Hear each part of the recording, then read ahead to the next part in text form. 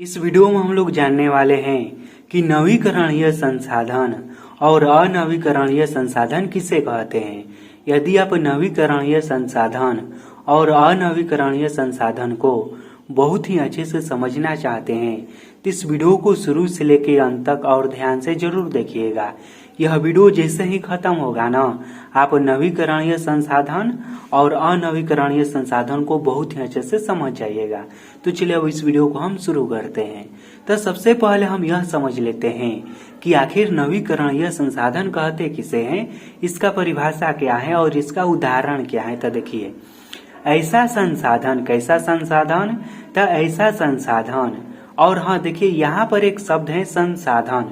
तो सबसे पहले हम लोग यह समझ लेते हैं कि आखिर संसाधन किसे कहते हैं, क्योंकि यहाँ पर संसाधन शब्द जो है बार बार आएगा। तो देखिए, संसाधन से कहने का मतलब कि वो सभी वस्तुएं जिनका भी हम उपयोग करते हैं वह सब क्या है, वह सब संसाधन है।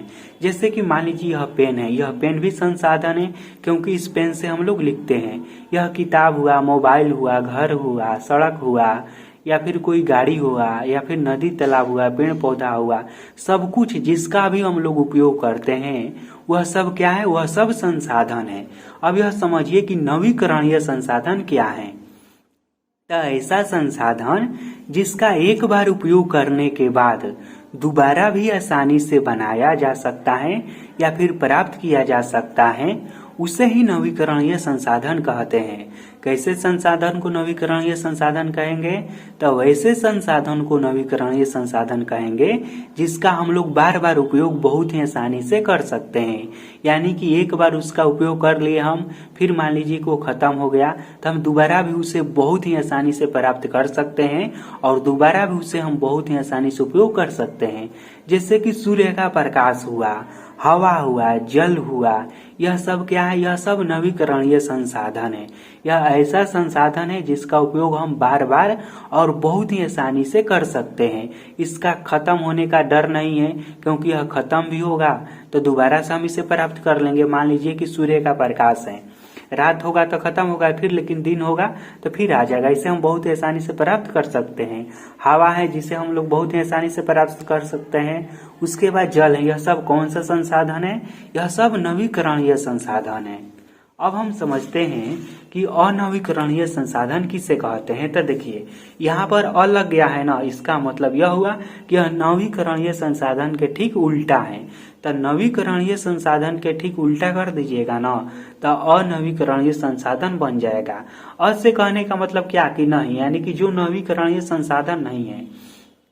तो ऐसा संसाधन जिसका एक बार उपयोग करने पर दोबारा आसानी से या फिर प्राप्त नहीं किया जा सकता है, उसे ही अनवीकरणीय संसाधन कहते हैं।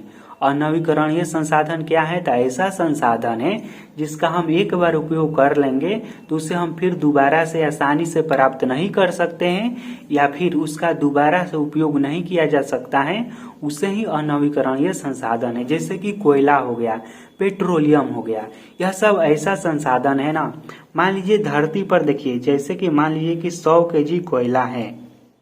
अब इतना में ही आपको काम चलाना है। 100 केजी है ना, तो 100 केजी में से आपको काम चलाना है। ऐसा नहीं है ना कि इसे आप बढ़ाकर 200 केजी कर लीजिएगा, नहीं, इतना में से ही आपको काम चलाना है। तो इसलिए इसे अनवीकरणीय संसाधन कहा जाता है, क्योंकि इसका उपयोग यदि हम एक बार कर लेते हैं तो फिर इसे हम दोबारा आसानी से प्राप्त नहीं कर सकते हैं। कोयला, पेट्रोलियम, यह सब ऐसा संसाधन है जिसे बनने में हजारों या फिर लाखों साल लग जाता है।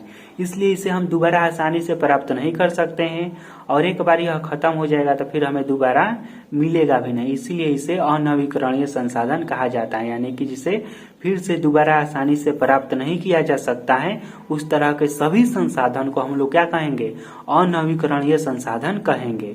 अगर यह वीडियो आपको अच्छा लगा होगा तो इस वीडियो को लाइक कर दीजिएगा। और हाँ, इस वीडियो में जो भी मैं आपको बताया हूँ वह समझ में आया है या फिर नहीं आया है, कमेंट में लिखकर जरूर बताइएगा। फिर मिलेंगे आपसे बहुत ही जल्द किसी अगले वीडियो में। इस वीडियो को देखने के लिए धन्यवाद।